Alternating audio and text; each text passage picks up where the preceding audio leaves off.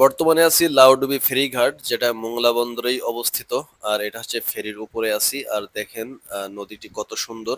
তো আমরা এখন এই মমিন ভাইয়ের কাছ থেকে শুনবো যে এইখানে এই ফেরিঘাটের নাম কেন লাউডুবি হয়েছে। তো চলুন মমিন ভাই দেখি কি বলে। হ্যাঁ, এখানে লাউ ডুবে গেছিল। তখন এটা ফেরিঘাট ফেরিঘাট ছিল না। এটা ছিল ওই পশুর নদীর সবচেয়ে বড় অংশের একটা, বুঝছেন।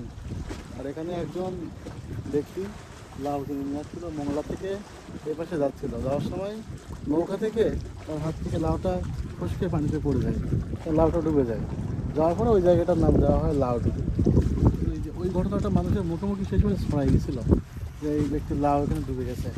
যার ফলে মানুষ ওই লাউ ডুবি বলতে বলতে এই জায়গাটার নাম হয়ে গেছে লাউ ডুবি। সুন্দর না? কথা।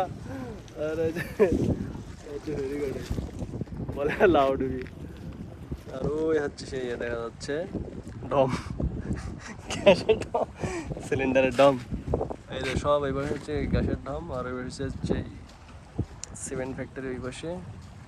আর যে বড় বড় জাহাজ দেখা যাচ্ছে, ওই পাশে ট্রলার আছে। আর